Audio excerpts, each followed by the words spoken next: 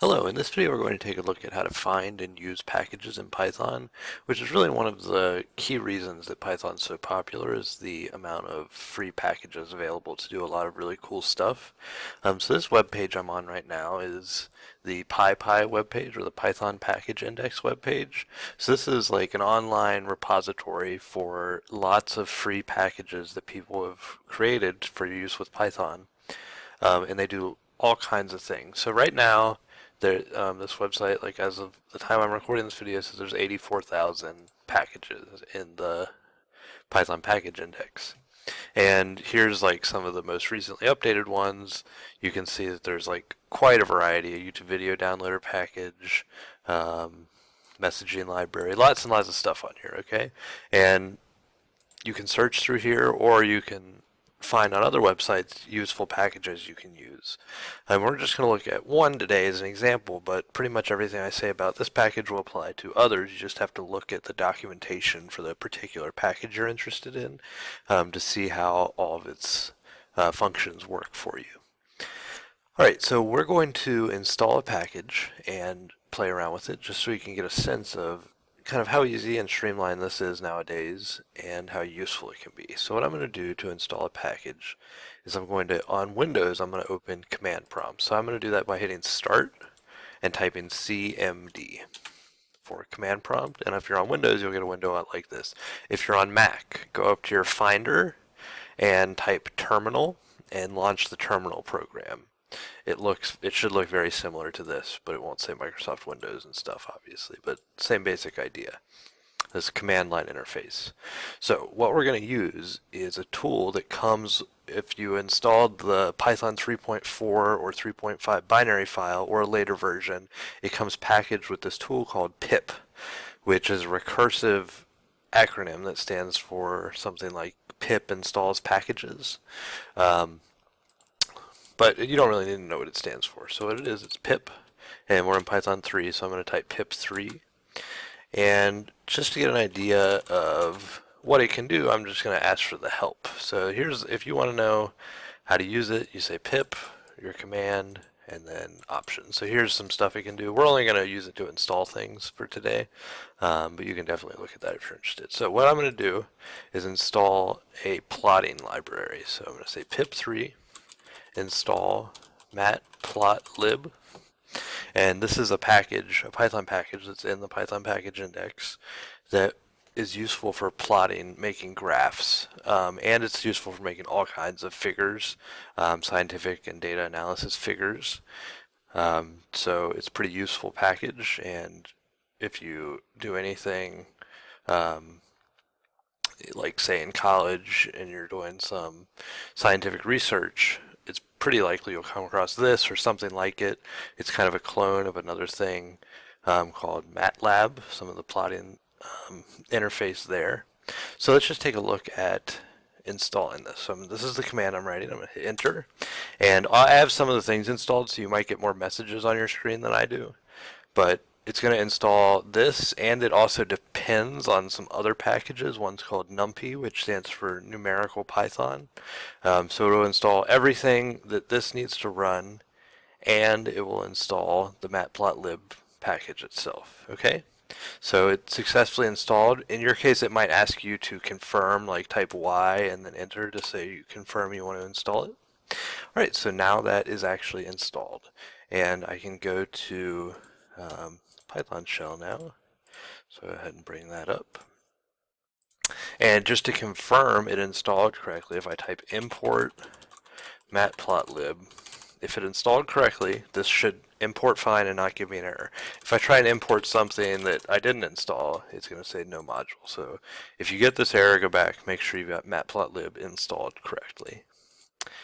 Alright, so to start off, I'm just going to kind of backtrack a little and explain, because if you look at programs people write that use this package, a lot of times they use this weird way to import stuff that we haven't really talked about. So I'm just going to talk about a couple different ways to write import statements. So I'm just using the random module as an example, since you should be familiar with that.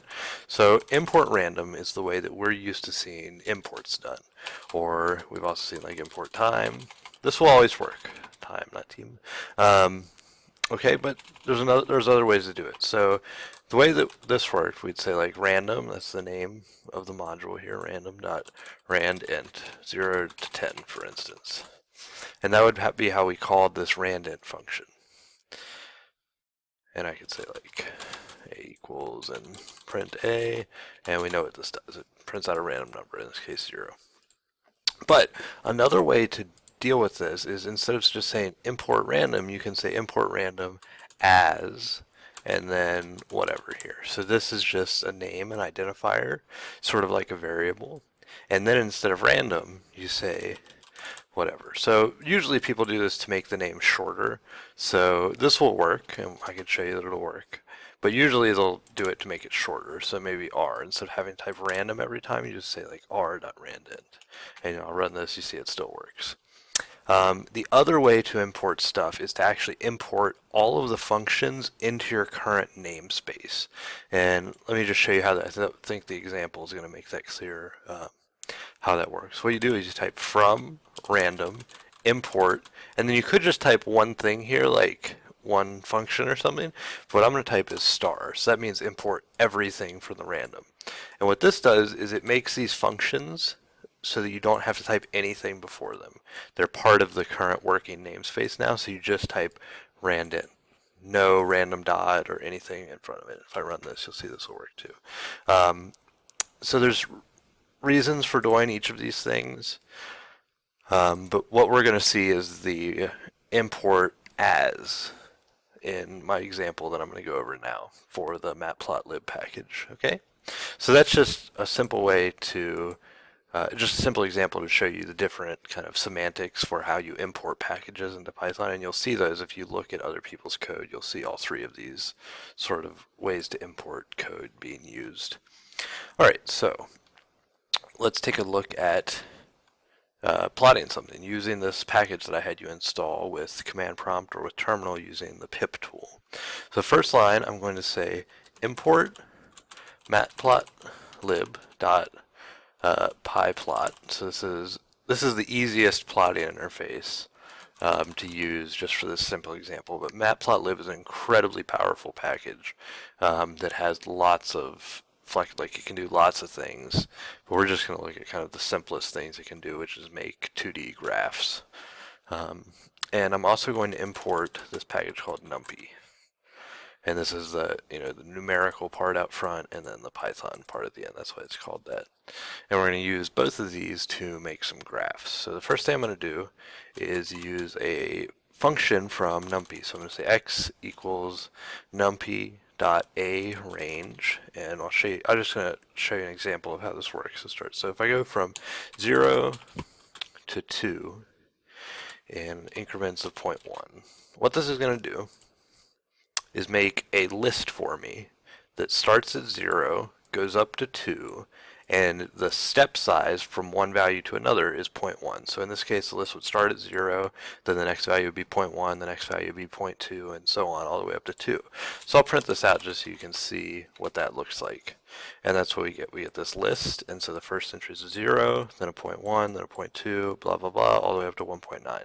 So again, with most things called range, the 2 is not included, so the endpoint isn't included. All right, and what we're going to do is generate pairs of x and y coordinates, and those are going to be points that we're going to plot on a graph. And so that's what I'm going to do with this example here. So I'm going to make the step size a little bit smaller so that I'm going to go 0.001. And I could print this out, but it's going to fill the whole screen because it's going to be, oh, sorry, I deleted my print. It's going to be so small between the numbers, it's just going to do like a dot, dot, dot here because it's not going to show you all the list. But we saw how it worked if the step size was 0.1. It's doing the same thing, but the points are going to be much closer together so that we get a more accurate plot that we're looking at, okay? And I'm also going to plot for my y values. Like if you think about a plot in math class, I'm going to make a list. So I'm going to make an empty list. So that's just, how we've made lists before, like with numbers in them or whatever.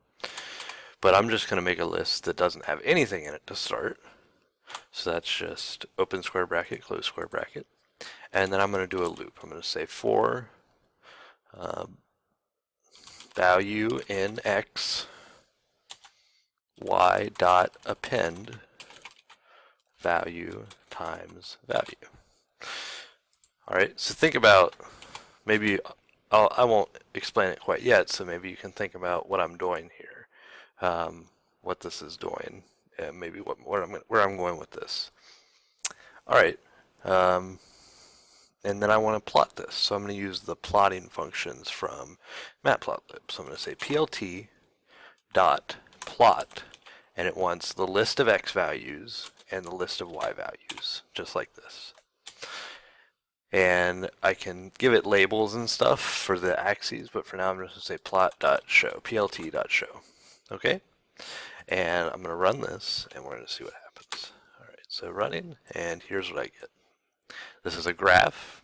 This is the x-axis. This is the y-axis. So what I plotted was the x squared function. So I've got my x values, and for each x value, the corresponding y value is just that value squared. And that's what we get. And if I made this, instead of going from 0 to 2, maybe 0 to 10, the graph will just kind of go out further. But we still have this kind of x squared shape. And we could go from like negative 10 to 10, and we'll get this full parabola. Okay? So that's an example of plotting something in Matplotlib. And you can plot anything you want, anything that you can calculate using the computer. Okay? I'm also going to show you another example where I can plot something else. So I'm going to use something we haven't seen before, the math. This is built in, so we don't need to install this. This comes with Python, the math module. So down here, instead of appending the value squared, I'm going to use math.sign. It's okay if you haven't met this yet in math class.